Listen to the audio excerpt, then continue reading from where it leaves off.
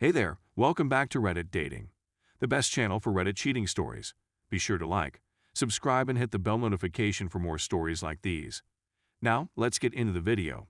She 33 female cheated, I 32 male left, but she's not letting go.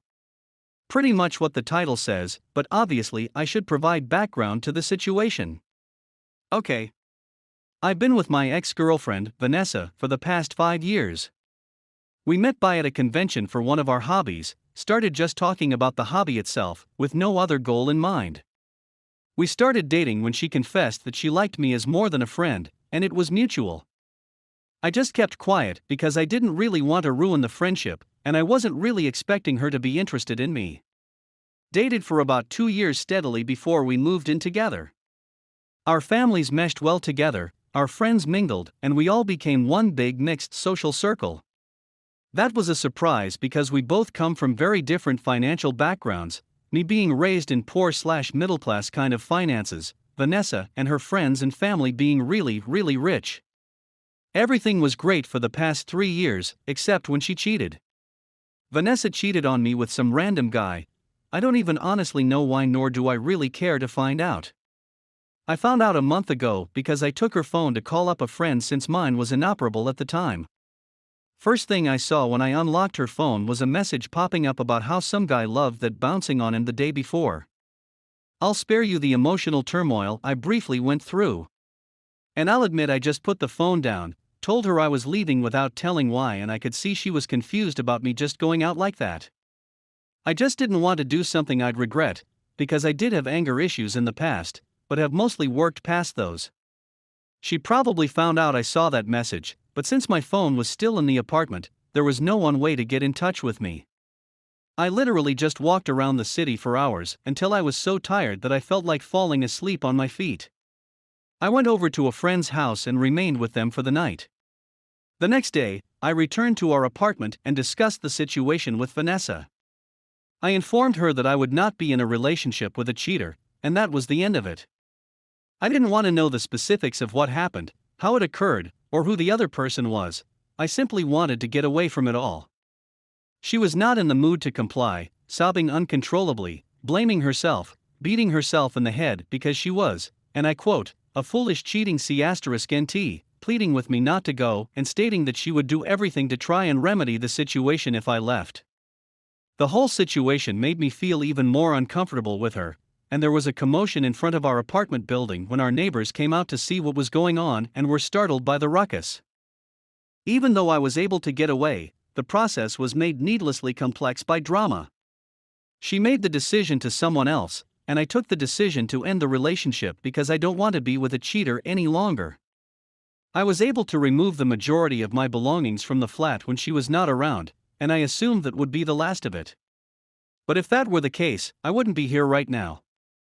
Vanessa and her family are quite wealthy, as I previously said. She is now using her own, and I assume her family's, resources in order to refrain from providing me with even a single day of any type of reminder of her. Either I'm having presents delivered to my place of employment, or I'm receiving letters and parcels in the mail from all over the world. Or she just hangs out with one of her friends somewhere where she knows I'm going to be. I have no idea how she knows, and this is making me feel paranoid, because I keep thinking she might have someone following me trying to get me to talk to her about something I'm not comfortable talking about. I attempted to speak with the local police about the situation, but was assured, in not so many words, that her family would see to it that nothing was done about it. Although the officer deserves praise for being forthright, they should instead focus on their duties. I'd want to become better. I want to go on with my life. But she isn't going to allow me, and I don't have the financial means to just go someplace else. She's already been banned or ignored on every single social media platform I use, but interestingly enough, she's not attempting to contact me on any of them. Friends, on the other hand, are those who care about you. Every single friend she has, and she has a lot of them, has asked me to just meet up with her, listen to her out, or anything along those lines. But I'm really fed up with it. I'm fed up with this kind of nonsense. I just want it to be done with. I don't want to hear anything she has to say. No, I don't want to see her at all. It's not going to help me at all. So please, if someone can assist me, I would really appreciate it. What is the best way to get away from someone who won't let me go, and who has absolutely both the time and the money to continue doing it indefinitely? Do I agree to give her the one meeting she has requested from me? Is it really possible that this might be of assistance? Because I am not a citizen of the United States or another first world nation, I have little legal remedy. Update. Throughout the thread, there was a great deal of advice and support for the difficult position I was in, and I want to express my gratitude to you all for your efforts to assist me. The meeting with my ex's mother, whom I had mentioned in one of my blogs when responding to people's questions about the entire issue, finally took place in the end. It had been nearly a week since my last blog entry was published. She was aware of the reasons for our separation and, seeing how much it had upset me, she wholeheartedly supported my choice to end my relationship with her daughter. It meant a great deal to me, and I'm not sure I realized how much I had taken for granted her mother's kindness toward me when we were together.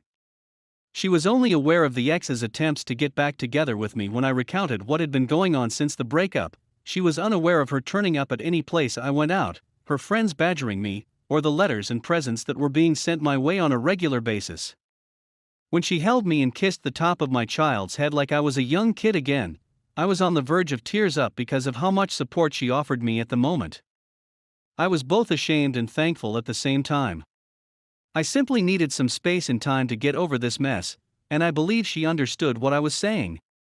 As a result, when we spoke about it in public, she assured me that she would bring her daughter back in line, that she would leave me alone, and that she would stop bothering me. We continued to converse for a little while after that, but eventually parted ways. The harassment from the ex-boyfriend lasted for a few days until it was fully ceased.